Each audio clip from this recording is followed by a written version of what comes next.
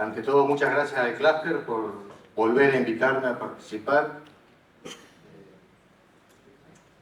Básicamente en la persona de Nadia, a la que agradezco. Muy insistente ella. Pero bueno, el tema de la charla, como bien lo anticipaba Nadia, es nutrición. ¿Vale? Y cuando Nadia me pidió que hablara de esto, me tomé el trabajito de leer el documento que ella redactó sobre cuál es el marco que le querían dar a esta jornada del clúster. Y ahí hay un párrafo que dice claramente que no venimos a buscar la receta, venimos a entender qué mirar en el monte, qué indicador seguir, qué decisión tomar y qué impacto esperar. A partir de esto es que nosotros pensamos, bueno, entonces no vamos a hablar de fertilización, vamos a hablar de nutrición y no vamos a dar recetas. Es decir, si alguno buscaba en esta charla que alguien le diga cuántos kilos de nitrógeno por hectárea tiene que poner, no la van a encontrar, lamentablemente. La idea de esta charla es contarles desde mi experiencia de algunos años en el cultivo, cuál es la mirada que nosotros tenemos cuando enfocamos el tema nutrición en el cultivo del pecado. Entonces la charla pasó a ser de fertilizar a nutrir y criterios para pensar la nutrición del monte. La fertilización en realidad es una práctica, es decir, la fertilización es distribuir el fertilizante en la cantidad propuesta, en el momento propuesto y en el lugar propuesto. En cambio la nutrición, vamos a ver, engloba muchísimo más, es un concepto biológico más amplio, que involucra la absorción, la asimilación, el balance nutricional y el uso de estos nutrientes en el desarrollo del monte. Es decir, es mucho más que poner un fertilizante, sino es entender cómo funciona el sistema y cómo podemos ser más eficientes conociendo el sistema sobre cómo hacer la práctica de la fertilización. Muchas veces encontramos el error de que mucha gente piensa que fertilizar es ponerle mucha urea. Bueno, eso es una parte, pero a veces podemos poner mucha urea, pero el monte no está en condiciones de absorber esa urea. O a veces la urea no es el mejor fertilizante para el tipo de suelo que nosotros tenemos. Entonces esas son las cosas que vamos a tratar de darles nuestra opinión en el transcurso de esta charla. Vamos a andar pasando. El PECAN, según los estudios de investigación, hay 17, sí, son 17 elementos esenciales. Es decir, son los 17 elementos que al PECAN no le pueden faltar, a ningún vegetal le pueden faltar. Antes hablábamos de 16, hace algunos años se incorporó el 17º, que es el níquel, y eso es lo que sí o sí tiene que estar presente. Ahí, esos tres, carbono, hidrógeno y oxígeno, los obtenemos del aire, son gratis. A través del proceso de la fotosíntesis, la planta toma el carbono, el hidrógeno y el oxígeno y combinado con el resto, lo obtiene. En cambio los otros no. Que son clasificados así: macronutrientes, mesonutrientes y micronutrientes. Ahí están el resto, los 14 restantes. Pero esta clasificación en macro, meso y micro no está referida a la importancia que cada uno tiene, sino al consumo que la planta tiene. Es decir, la planta consume mucho nitrógeno, mucho potasio, mucho fósforo, un poco menos de calcio, un poco menos de magnesio, un poco menos de azufre y muy poquito de zinc, boro, etcétera, etcétera. Pero si no tiene los chiquitos, no puede absorber los grandes. Entonces, no nos confundamos que esta es una clasificación de importancia. No es que el nitrógeno es más importante que el zinc. No, la planta consume mucho más nitrógeno que zinc, nada más que eso. Pero si no tenemos zinc, de nada sirve el nitrógeno. Vamos. Estos elementos están en el suelo.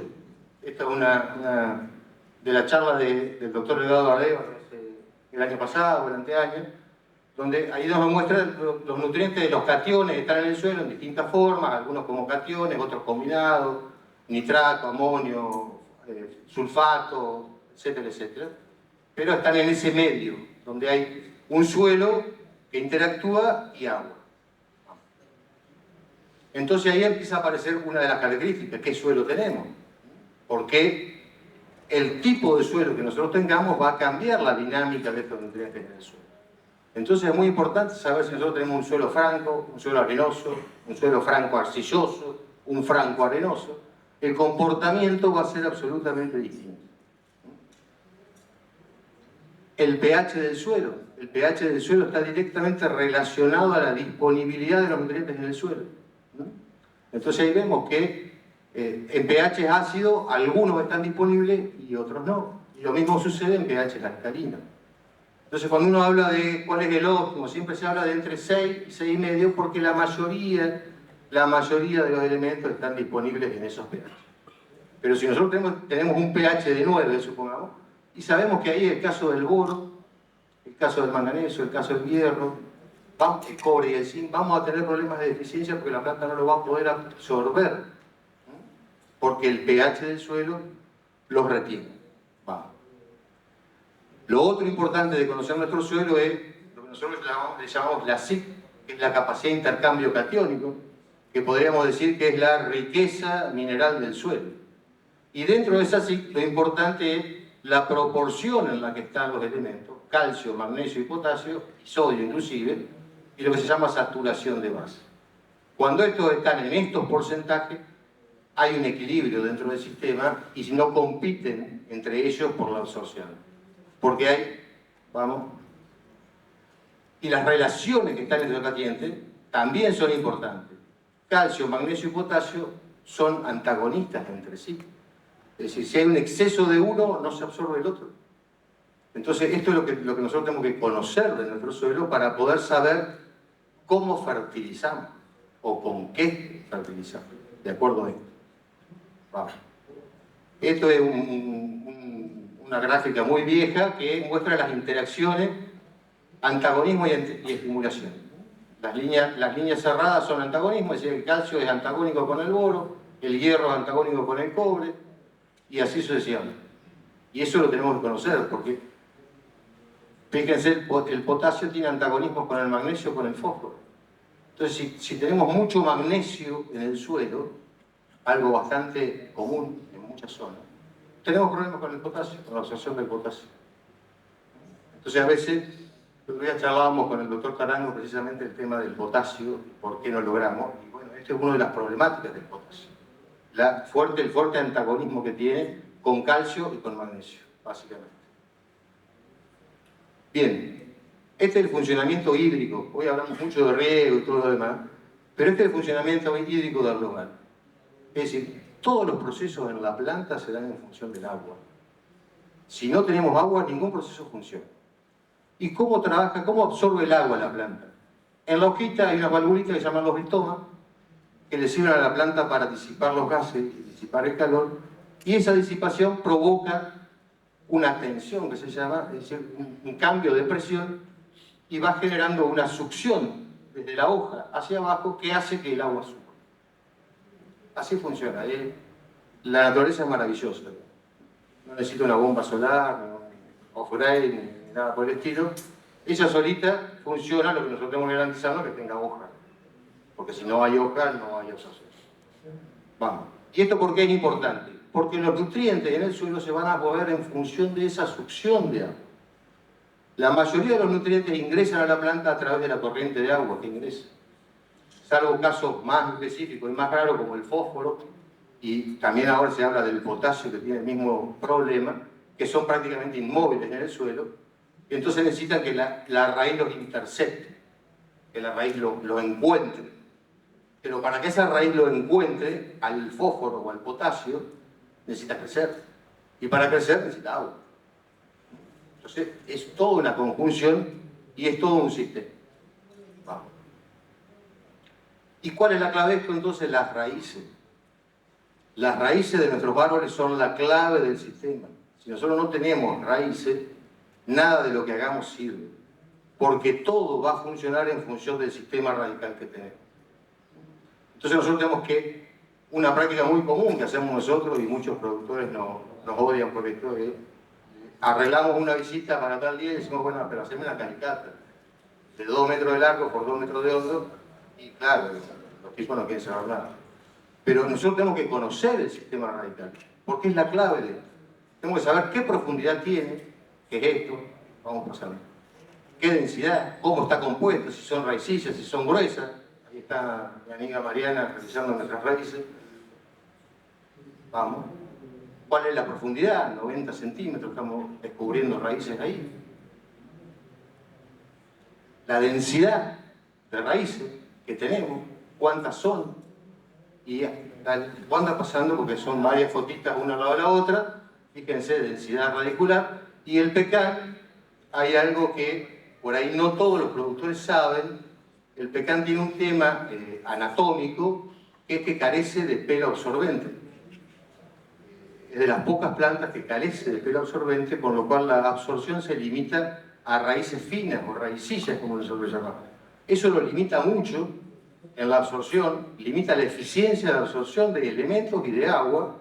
Y bueno, la naturaleza, como es sabia, inventó un hongo que se llama las micorrizas, que hace una simbiosis con esas raíces y tienen la posibilidad de aumentar el sistema radical. A través de la hifa de ese hongo que coloniza la raíz, se amplía el sistema radical del pecan. Entonces transformamos, nuestros pelos absorbentes pasan a ser las micorrizas. Y a su vez estas micorrizas tienen la particularidad de solubilizar algunos de los nutrientes, caso el fósforo. Entonces el fósforo que estaba insolubilizado en el suelo y que el pecan no lo podía absorber, a través de la simbiosis con las micorrizas, sí lo puede tomar. Entonces la micorrización de los montes de pecan es algo sumamente importante y sumamente beneficioso. Y ahí vemos esas hifas blanquitas que están ahí, esos crecimientos blanquitos que están ahí, no son raíces del pecan, sino que son las hifas del hongo que han colonizado las raíces del pecan. Y hay una particularidad, nosotros hablamos micorriza, esto debe ser algo traído de la estratosfera, no, son nativas. Estas micorrizas son nativas. Están en nuestro suelo y están en nuestros montes, y por ahí no lo sabemos, y están, ¿no? Entonces tenemos esta, espisolito, escleroderma, espisolito, perdón, las otras eran escleroderma, clavulina, esta es una foto de mi amigo Tales Poleto, un colega brasilero, esta es una foto tomada ayer, acá, en un monte acá, en Concordia. Pero bueno, a esto quería llegar. Y acá tomo una gráfica que hizo un colega chileno, Vittorio Bianchini, especialista en novalicultura con algunos años más de experiencia que yo, tenemos la misma edad. Pero que básicamente, pero es algo que yo comparto. La fruta que queremos producir se construye desde las raíces. Si nosotros no tenemos raíces, no vamos a producir. Eso es así, muchachos. Entonces, en este triángulo, la mayor importancia está en las raíces, después en el tronco, las ramas, los brotes, las dardos, las yemas, después las flores y después las flores. Pero si nosotros ponemos la fruta acá y las raíces acá, nos vamos a equivocar. Nos vamos a caer. El caballo se va a caer enseguida. Y la producción actual, la de esta temporada, es el resultado de los 2 años previos de trabajo que hicimos. De esto habló bastante hoy el doctor Tarango, y esto está relacionado al tema reservas, al tema estrés, etcétera, etcétera, pero que esta es la realidad, digamos. Esta muy buena producción que nosotros tenemos este año en todo el país es consecuencia de los años previos. En realidad es consecuencia de una malísima producción el año pasado y un rebote para arriba, pero no nos negamos. Mintámosla un poco y digamos que venimos haciendo las cosas tan bien que este año tenemos una muy buena producción. Pero es así. No definimos la producción este año, nosotros ya la definimos el año pasado. Vamos a ir viendo los elementos. Nitrógeno, primer elemento más importante, no anda pasando nadie porque es del 1 al 4% del peso seco de la planta, forma los ácidos nucleicos, los nucleótidos, la clorofila, los aminoácidos, las proenzimas, la absorción se va a dar como anión nitrato y como catión amonio. Es el elemento más importante de la planta, sin nitrógeno la planta no puede crecer. Necesita nitrógeno y lo consume en grandes cantidades. Del 1 al 4% del peso seco de la planta es nitrógeno. El nitrógeno en el suelo se va a encontrar como amonio, como nitrato, cargas positivas, cargas negativas. Esto, por ahí los que no saben mucho de química no lo entienden bien, pero bueno, los positivos, los de igual signo se repelen, los de distintos signos se atraen. Entonces depende de la carga eléctrica que tenga el suelo, va a haber más disponibilidad de un nitrato o de un amonio en función de que uno tiene carga positiva y el otro tiene carga negativa. Esta característica del anión nitrato, por ejemplo, que tiene carga negativa, y las arcillas tienen carga negativa, hacen que el nitrato quede en la solución del suelo, con lo cual es muy móvil en el agua, se va. Entonces si nosotros fertilizamos en exceso con nitrógeno o muy anticipadamente a la que la planta lo necesita, gran parte del nitrógeno se nos va a ir con el agua. Y vamos a ser muy poco eficientes en el uso del nitrógeno. Ese es uno de los por qué la fertilización nitrogenada debe ser lo más fraccionada posible. Cuanto más veces podamos fraccionar una fertilización nitrogenada, mejor, eficiente, más eficiente vamos a ser en el uso de ese nitrógeno. Vale. El nitrato va a aumentar el pH del suelo y en cambio el amonio lo va a acidificar, cargas positivas y cargas negativas. El catión amonio, por ser un positivo, y la molécula de arcilla negativa tiene menos movilidad porque queda pegado acá. Pero el amonio necesita una oxidación microbial, es decir, necesitamos microbiología en el suelo para que la planta lo pueda absorber mucho más fácilmente. La planta igual lo absorbe como amonio, pero el efecto en la planta es distinto. Y esto tenemos que saberlo. No es lo mismo para la planta, vamos a decirlo más gruesamente, comer nitrato que comer amonio. El efecto que provoca en la fisiología de la planta es distinto. Uno favorece el crecimiento reproductivo y otro favorece el crecimiento vegetativo. Entonces no es lo mismo para la planta que nosotros le pongamos una urea, que va a terminar en amonio, o le pongamos un nitrato de amonio. No es lo mismo para la planta. No es lo mismo. Vamos. El fósforo, otro elemento muy importante, es del 0,1 al 0,4. Muchísimo menos consumo de fósforo tiene la planta que el nitrógeno, comparativamente al nitrógeno, pero tiene acción sobre lugares muy importantes. Primero el ADN. Nadie nos ha hablado mucho hoy del ADN. El ADN, el código genético de la planta, necesita fósforo para conformarse efectivamente. La formación de los azúcares y las reservas son fosfolípidos. Fosfolípidos significa que tiene fósforo en su molécula. Y una función tremendamente importante del fósforo es que forma parte de una molécula que se llama ATP, adenosín trifosfato, que en la planta es como, yo siempre digo, como el gasoil de la camioneta. Si nosotros no tenemos ATP, no tenemos energía en la planta. Para hacer cada proceso metabólico, armar un aminoácido, armar una proteína, la planta necesita consumir energía. Y esa energía la obtiene de esa molécula, del ATP. Con lo cual, si nosotros estamos deficientes en fósforo, vamos a estar deficientes en energía. Y entonces volvemos a lo mismo. De nada sirve que metamos 800.000 kilos de nitrógeno si no tenemos fósforo. Todo no funciona, todo tiene que funcionar en un equilibrio. Vamos. La planta lo va a absorber como anión fosfato. El fósforo tiene un problema con el pH. No, dale, porque era eso. Y es su movilidad en el suelo. Hay una ventanita muy chiquita en la cual el fósforo está disponible en el suelo. En el resto se precipita. En distintos componentes se vuelve el pH ácido o el pH básico. Y entonces el fósforo se vuelve indisponible. Ustedes ven en los análisis de suelo lo que han hecho que ahí le dice fósforo disponible, porque en realidad lo que se mide es lo que está disponible, no lo que el suelo tiene. Y entonces ahí volvemos para atrás y decimos, podemos tener una gran cantidad de fósforo en el suelo y no está disponible porque no la podemos absorber. Las micorrizas nos van a ayudar en eso. La micorrización va a hacer que ese fósforo que estaba indisponible pase a ser disponible en el suelo.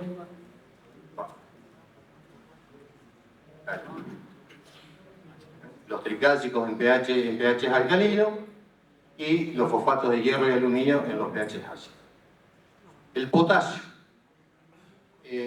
Hasta hace poco, nosotros cuando hablábamos con nuestros clientes les decíamos que tenía que poner nitrógeno, fósforo y potasio. Quería poner potasio. Está lleno de potasio el suelo. El doctor Tarango el otro día habló de esto. Es cierto, pero la planta consume, acuérdense el número del nitrógeno, la planta consume la misma cantidad de potasio que de nitrógeno. Entonces, ¿por qué siempre hablamos de meterle 200 kilos de nitrógeno y nada de potasio? ¿Dónde lo va a sacar la planta? Lo tiene que sacar de algún lado. Y si bien nuestros suelos son ricos en potasio, creo que está puesto ahí, anda siguiendo. Vamos, después lo charlamos, vamos a retomarla. El potasio tiene funciones tremendamente importantes. Tremendamente importantes.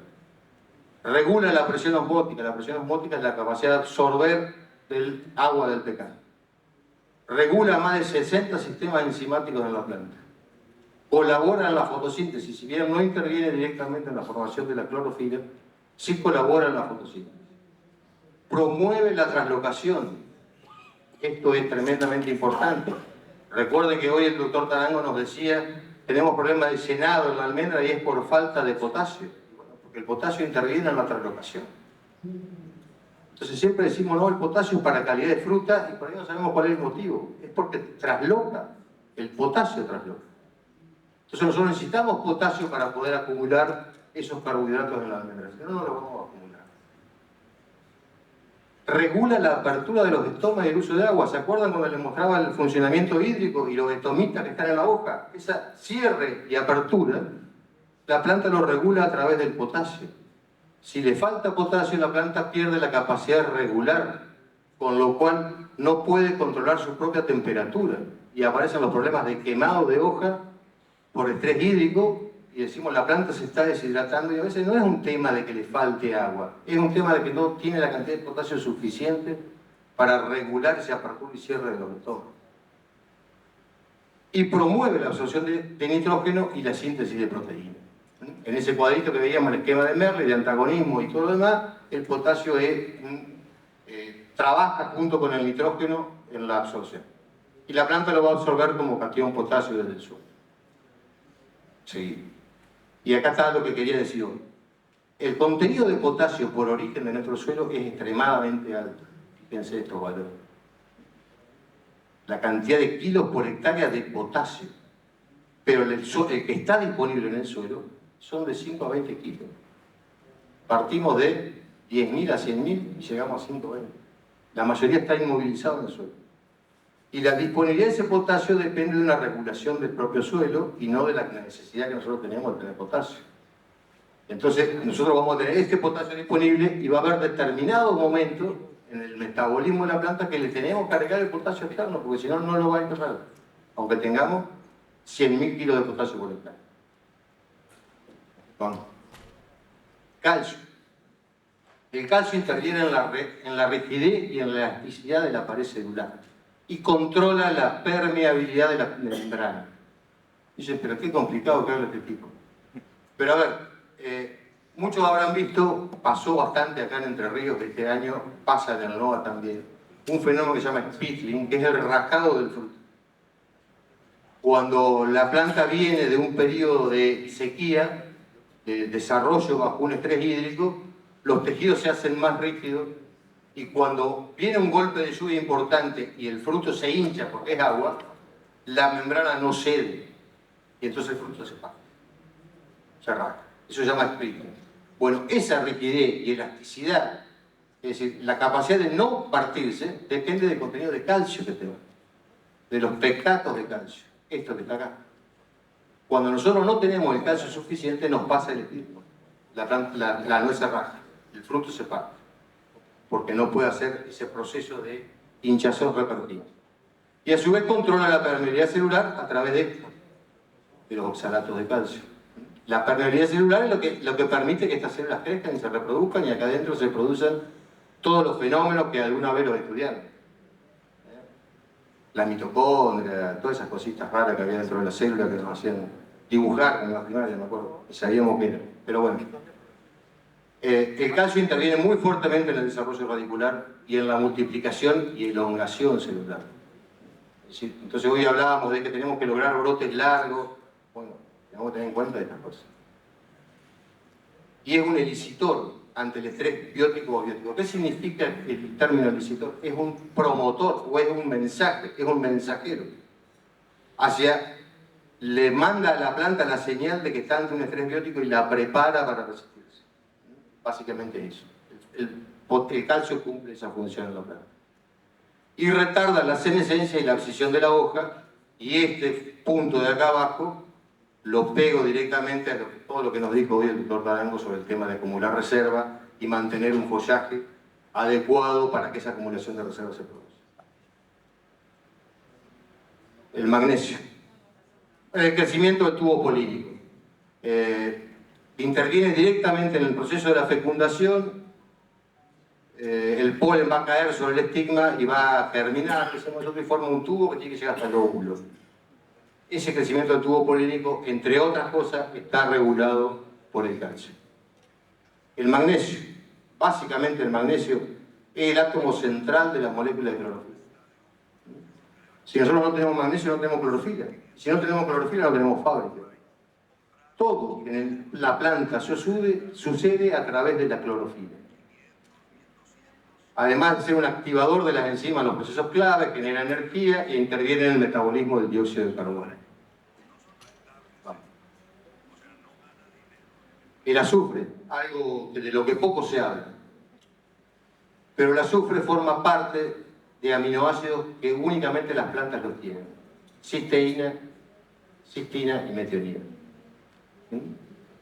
Hay una diferencia entre la célula animal, el organismo animal y el vegetal. Una de las diferencias es que tienen proteínas distintas, aminoácidos distintos. Y estos aminoácidos que son claves en muchísimos procesos, únicamente se forman si hay contenido suficiente de azúcar en la planta. Si no hay contenido suficiente de azúcar, no vamos a tener esto. Y estos tres aminoácidos intervienen en muchísimos sistemas importantísimos de la planta, como el caso de la detoxificación. Vamos. Es importante mantener buenos niveles de clorofila. El azufre, si bien no forma parte de la clorofila, como lo vimos, sí sucede lo mismo que con el potasio. Si hay bajos niveles de azufre, hay bajos niveles de clorofila. Y tiene que existir una relación entre el nitrógeno y el azufre de por lo menos 9 a 1. Esta relación aumenta la capacidad fotosintética de la planta. Eso está demostrado en muchísimos trabajos.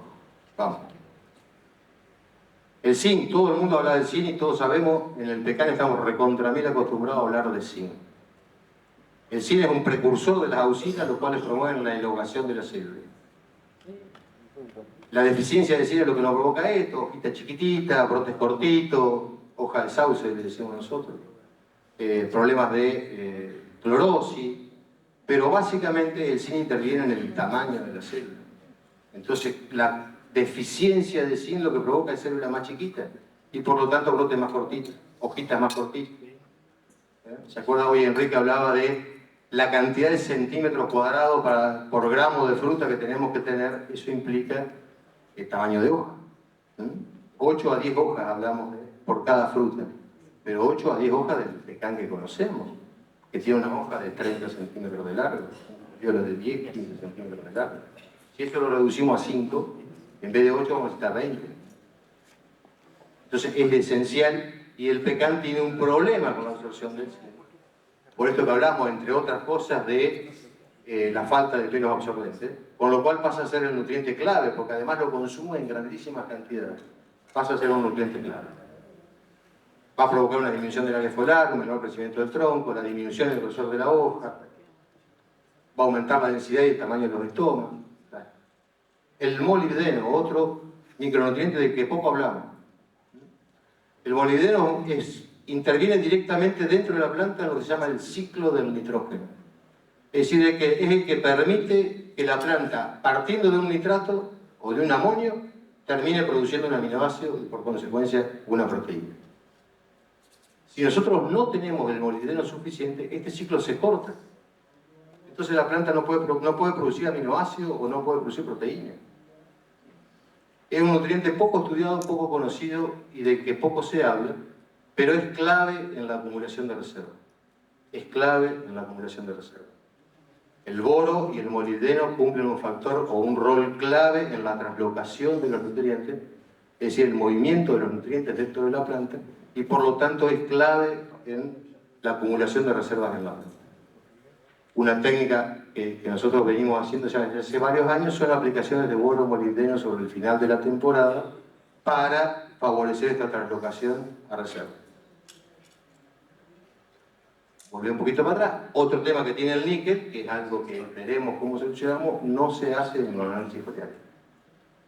Pero esto no es porque los laboratorios sean malos y no quieran, sino porque el contenido de molibdeno en la planta es tan chiquitito que detectarlo implica una tecnología que los laboratorios no están dispuestos a gastar. Entonces, raramente vamos a tener un valor de molibdeno en tejido vegetal. El níquel, otro nutriente del que poco se habla, es el átomo central de la enzima de la ureasa, que es la que convierte la urea en amonio en la planta. Entonces, retomando y tratando de pegarlo con las cosas que se han dicho acá, hoy el doctor Tarango nos recomendaba la aplicación de urea foliar para aumentar el contenido de reserva. Perfecto, le metemos urea foliar, la planta la va a absorber, pero si no tenemos níquel no lo va a poder convertir. Entonces, ojo. Interviene directamente en el metabolismo de los aminoácidos, en el ciclo del ácido cítrico, el metabolismo del carbono, etcétera, etcétera. El boro interviene fundamentalmente en la resistencia de la pared celular, en la división celular y por lo tanto en el tamaño del brote y en el tamaño de la fruta, en el metabolismo del nitrógeno, en la realocación de los azúcares junto con el molibdeno, en el transporte del potasio hacia los estómagos. ¿Se acuerdan que el potasio regulaba los estómagos? Bueno, el potasio para llegar al estómago necesita boro. Entonces le podemos meter 200.000 kilos de potasio, pero estamos deficientes en boro. Regula los niveles hormonales. La planta funciona en función de determinados niveles hormonales o balances hormonales en las distintas etapas de su ciclo. Hay muchas hormonas, las más conocidas son la auxina, la citoquinina, la ciberelina, pero hay bastantes más. Y todo esto equilibrio hormonal es que hace que la planta funcione. El boro interviene en esa regulación. Y el papel más conocido del boro, y del que muchos han escuchado, es en la formación del tubo polínico, y por eso es una práctica muy normal y muy común la aplicación del boro en floración para favorecer la fecundación. Porque la deficiencia del boro provoca un aumento de esta enzima, que es la oxidasa, que baja el nivel de auxina e impide que el tubo polínico llegue al óvulo. Esa es la función más conocida, pero no es la más importante del boro. No es la más importante. Bien, todo esto tenemos que cruzarlo con la fenología, y vuelvo a tomar el gráfico este de mi amiga Florencia Orteaga, profesora de la UNER. Debe estar el nombrecito ahí, hacerle el toque para que aparezca, pobre Flor. Si no se me enoja, Flor. Pero básicamente este es el ciclo fenológico. Hoy Enrique creo que mostró este mismo gráfico, más o menos en líneas generales para el cono sur. Y cada etapa tiene requerimientos distintos. Entonces, ¿por qué pongo esto? Porque nosotros tenemos que cruzar todos estos conceptos que tenemos de la función que cumple cada elemento con el ciclo fenológico en el que estamos ubicados. Entonces no es lo mismo hablar de nitrógeno al inicio que hablar de nitrógeno al final. Es nitrógeno, sí, pero cumple funciones distintas, ¿no? Y la nutrición tiene que estar pensada y equilibrada en función de este ciclo fenológico. No es lo mismo poner boro acá que poner boro acá. Y los dos son boro. Entonces esto es más o menos una curva de desarrollo anual y demanda del Nogal Pecanero, donde nos va indicando cómo esta demanda está en función de los índices, los NDVI, etcétera, etcétera. Pero básicamente estos son los ciclos que va teniendo, donde tenemos que la máxima demanda nutrimental y de todos los factores del pecan está en la etapa de llenado de almendra, y la etapa fundamental. En esa misma etapa la planta está llenando la almendra y a su vez está haciendo el proceso de inducción floral para la próxima temporada. Si nos faltan recursos, que un poco hoy lo decía Enrique, vamos a tener una excelente producción este año y una pésima producción en el siguiente. Entonces llegamos a esa etapa, vemos todos los terminales de fruta, todos los terminales de la planta con fruta, mucha fruta, y decimos, listo, ya está, ganamos el partido. Pero si ahí cerramos la persiana, comprometemos la producción del año siguiente, seguro, entonces, y nos va a ir muy mal. Porque ese alto requerimiento nutricional, si nosotros no somos capaces de compensarlo, el árbol lo va a cobrar al año siguiente. Porque la naturaleza sabe, es el mecanismo de supervivencia de la especie. Si yo me agoto este año, necesito un año para recuperarme. No puedo agotarme todos los años porque me la vengo muriendo. Vamos. Entonces tenemos que conocer toda esta etapa, es la etapa de desarrollo de fruta. Altamente demandante en agua, ya lo vieron, lo charlaron y todo más, y altamente demandante en requerimientos nutricionales. Altamente demandante porque, como dijimos hoy, nosotros trabajamos este año para esta temporada y trabajamos para la que viene y para la que viene. Los errores en el pecan se pagan durante 2 o 3 años. Tenemos esta etapa que es el crecimiento del fruto, tamaño del fruto, endurecimiento, llenado, endurecimiento, etc. En la naturaleza se cumple una ley que increíblemente fue emitida por Liebig en el año 1840 y que hoy sigue vigente, que es lo que se considera la ley del mínimo. Es decir, el sistema va a dejar de funcionar en función del requerimiento menos satisfecho. Entonces nosotros tenemos un sistema donde él lo representaba como un tonel de madera lleno de agua y el agua se va a escapar por la madera que esté más baja. Así lo representaba él y esto sigue siendo verdad. Entonces nosotros podemos tener, fíjense, un clima extraordinario, una radiación muy buena, un control de enfermedades excelente, pero no controlamos plagas. Y bueno, ahí es por ahí por donde perdemos. Por ahí es por donde perdemos. Vamos. Entonces el rendimiento va a estar determinado por el factor más limitante. Vamos. Y en el caso de la nutrición pasa exactamente lo mismo. Podemos tener muy buen carbono, oxígeno, buen contenido de boro, pero en este caso el zinc es nuestro limitante. Entonces, si nosotros no satisfacemos la necesidad de zinc, que es mínima en la planta, pero que hay que hacerla, perdemos. De nada sirve todo lo demás. De nada sirve todo lo demás. Vamos. Y entonces ahí volvemos a esto. Rango de suficiencia en análisis foliar. ¿Se acuerdan? Hay distintas tablas, como bien dice, cada uno tomará la tabla que más le parezca, que más se adecue a su región, a su zona, la que más le guste, la que sea más simpática, lo que sea. Y los rangos de suficiencia están hechos para casi todos esos 14 elementos, faltan algunos acá.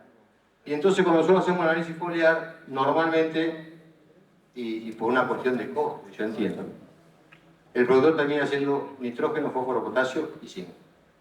El resto nada. No, ¿por qué? Porque sale caro. Y sí, sale caro. Porque si uno lo debería hacer bien, tendría que hacerlo completo y por variedad. Cada variedad tiene requerimientos distintos. Y entonces cuando uno ve la boleta del laboratorio dice, mierda, hay muchísima plata. No, vamos a achicar. Está bien. Ahora, hacerlo completo cada tanto, o al menos en algunas muestras, nos permite ver cómo está el resto. Porque, vamos a la otra, no es solo la cantidad absoluta que tenemos de un elemento, cuánto nitrógeno tenemos en la hoja, cuánto potasio tenemos, sino la relación que existe entre ellos también. Porque esto es un sistema, no hay nada que funcione por sí solo. Entonces es interesantísimo tener 3% de nitrógeno en hoja. Pero si nosotros no tenemos azufre y no se cumple esta condición, el sistema no funciona. Entonces nosotros, al menos cada tanto, o al menos en alguna variedad, tenemos que hacer el esfuerzo y hacer un análisis completo para poder entender esto y empezar a interpretar cómo está funcionando nuestro mundo. Vamos. Otro tema impresionante que ya lo hemos charlado y no voy a abundar porque hay un colega mexicano que va a hablar específicamente de este tema, que lo tengo aquí sentado, que son las reservas. Ahora bien, lo único que quiero decir es que, y que lo hemos escuchado mucho el doctor Naranjo y supongo que él también, cuando hablamos de reserva hablamos de carbohidratos. Perfecto, carbohidratos sí, pero también arginina, también fósforo, también potasio. Todas estas cosas son las que nosotros tenemos que ver en la acumulación de reservas, no únicamente carbohidratos. Si bien es el más importante de todo, la arginina es un aminoácido y es la forma de reserva de nitrógeno de los organismos. El fósforo es la energía necesaria para que los productos se produzcan y el potasio es el elemento esencial para la translocación. Entonces son todos válidos y todos importantes. La concentración de energía es importantísima. Como bien lo dijo el doctor Tarango, el 70% de las reservas se dan en las raíces. Pero también hay reservas en tronco y en rama. No dejemos de tenerlo en cuenta. Si bien son quizás un poco menos móviles las del tronco, la de la rama, la de la brindicia productora, es altamente móvil si le damos las condiciones para que sea móvil. Y es la primera que va a alimentar la semilla. Entonces las reservas nutrimentales acumuladas en brindillas de 1 y 2 años también son importantes. Si bien el contenido es menor que la reserva, es importante. Vamos. ¿Y por qué es importante? por esto. Estos se llaman patrones de traslocación. Es decir, esto indica, la flechita para arriba o para abajo indica para dónde se mueven los fotosintatos que la planta produce. Entonces aquí tenemos la brotación y estas son la cantidad de hojas que van teniendo.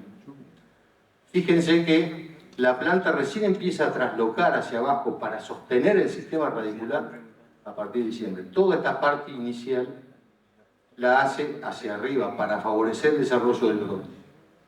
Y este intervalito acá indica que la planta recién empieza realmente a traslocar y a trabajar por sí misma bastante después de la brotación. Con lo cual, el primer crecimiento inicial y en la diferenciación floral, que es lo interesante de esto, la planta lo produce básicamente en función de las reservas. Y por eso la importancia que el doctor Tarango le da a la acumulación de reservas, porque esto es lo que nos define la producción. Nosotros definimos la producción en dos etapas. La primera es la inducción, que es la que vimos hoy. En el estadio de comienzo de llenado de fruta, nosotros vamos a definir cuál es la cantidad de fruta que vamos a producir. Pero la vamos a terminar de definir en la primavera, con la diferenciación. Si esa flor no se forma, de nada sirvió lo que hicimos en enero o en febrero, porque la planta se quedó sin reserva. Y entonces no pudo formar la flor.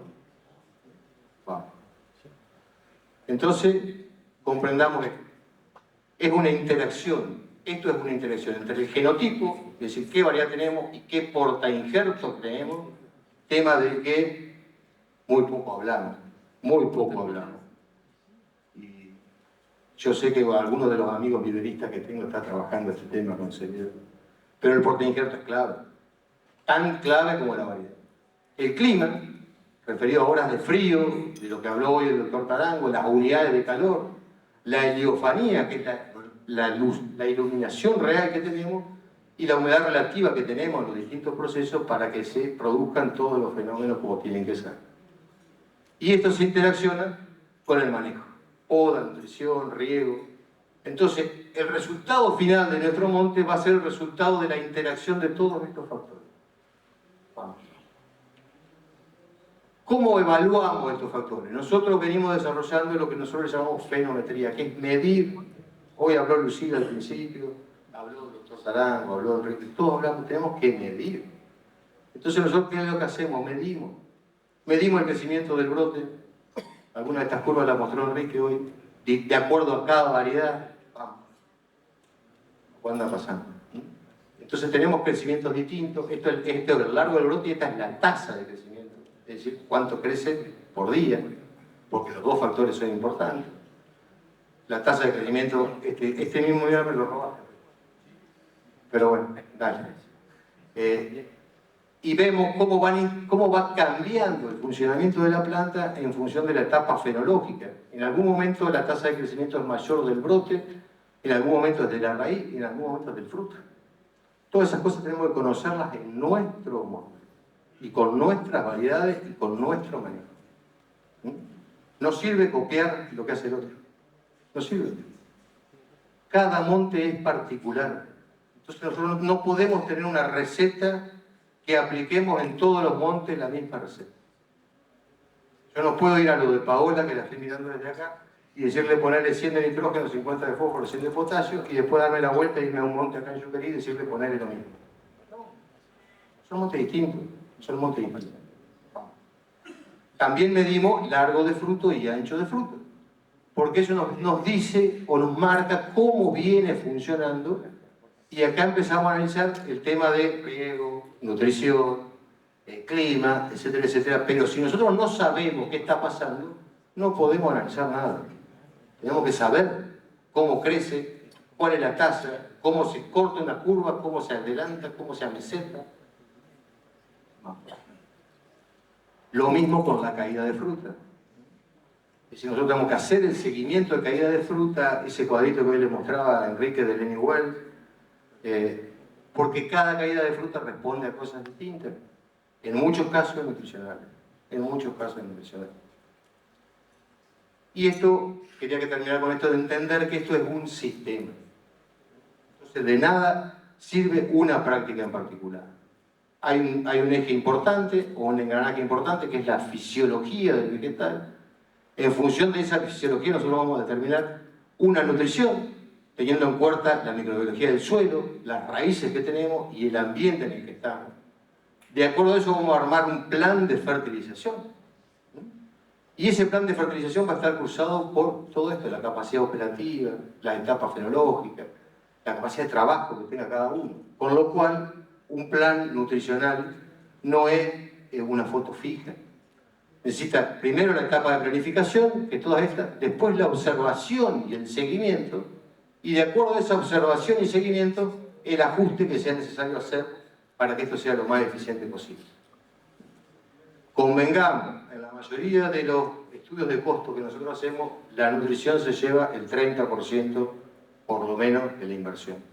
Es mucha plata, para tirarla así porque sí. Es mucha plata. Y estas cosas no cuestan plata, muchachos. Lo que cuestan es tiempo, observación, capacidad de análisis. Entonces volvemos a atarme algo, tomándole la idea al ingeniero Bianchini. Entonces, la base de la pirámide es el manejo del suelo, el desarrollo radicular y el riego. Esa es la base de la pirámide. Si nosotros no manejamos nuestro suelo, no tenemos la microbiología necesaria para que los nutrientes estén disponibles, para que el desarrollo radicular se produzca, etcétera, etcétera, si no tenemos raíces que nos absorban el agua y los nutrientes, y si no regamos, nada de lo que está arriba sirve. Nada de lo que está arriba sirve. Entonces nosotros tenemos que enfocarnos básicamente en esto. Manejo del suelo, desarrollo radicular y riego. A partir de esto construimos un programa nutricional, fitosanitario, de manejo del estrés, y después nos vamos a discutir qué poda vamos a hacer, qué densidad vamos a utilizar, y de última vamos a trabajar con reguladores de crecimiento. Pero no empecemos por la parte de arriba de la pirámide, empecemos por la parte de abajo.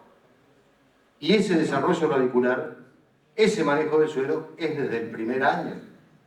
No es el año 10 cuando vos querés producir, es desde el primer año. Por eso es importantísimo plantar una planta buena, de buena calidad, con un buen esquema de implantación y con las condiciones ideales para que esa planta desarrolle. Entonces los manejos técnicos tienen diferente impacto en ir construyendo la cosecha. Y muchísimas gracias.